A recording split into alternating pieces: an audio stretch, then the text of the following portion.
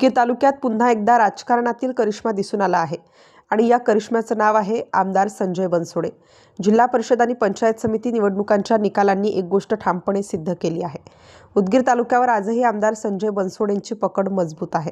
उदगीर विधानसभा मतदारसंघातील 7 जिल्हा परिषद गटांपैकी 5 गटांमध्ये महायुतीला दणदणीत यश मिळालं आहे।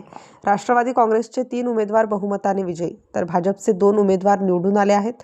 काँग्रेसनेही मोठी जिद्द दाखवत 2 जागांवर विजय मिळवला आहे। ही निवडणूक जरी कार्यकर्त्यांची असली तरी आमदार संजय बनसोडे यांनी ती स्वतःची निवडणूक असल्याप्रमाणे लढवली। प्रत्येक गट, प्रत्येक गण, सभा, पदयात्रा, मतदारांशी थेट संपर्क आणि त्यातूनच महायुतीचं वर्चस्व कायम राखण्यात ते यशस्वी ठरले।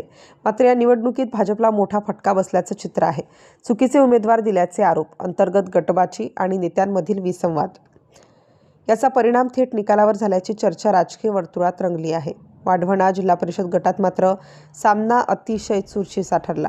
भाजपचे रामभाऊ तिरुके यांनी अवघ्या 280 मतांनी विजय मिळवला, तर काँग्रेसचे नागोराव चिमंदरे यांना निसटता पराभव स्वीकारावा लागला। या गटात अंतर्गत राजकारणाच्या चर्चांनीही वातावरण तापवलं होतं, पण शेवटी दैव बलवत्तर ठरलं। सोमनाथपूर गटात भाजपचं कमळ फुललं, नडगीरमध्ये काँग्रेसने बाजी मारली, निडेबनमध्ये राष्ट्रवादी काँग्रेसचा दणदणीत विजय, लोहाऱ्यात बंडखोर उमेदवाराने काँग्रेसच्या चिन्हावर यश मिळवलं। हेर आणि तोगरी गटातही राष्ट्रवादी काँग्रेसने आपली ताकद दाखवून दिली। पंचायत समिती गणांमध्येही चित्र स्पष्ट आहे। भाजप, राष्ट्रवादी काँग्रेस आणि अपक्ष उमेदवारांनी स्वतंत्रपणे आपली ताकद सिद्ध केली आहे। काही ठिकाणी सत्ताधाऱ्यांना धक्का, तर काही ठिकाणी नव्या नेतृत्वाचा उदय पाहायला मिळतोय।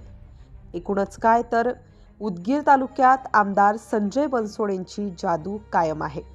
महायुतीने बहुमत राखलं आहे आणि पुढील राजकारणाची दिशा ठरवणारा हा निकाल ठरला आहे।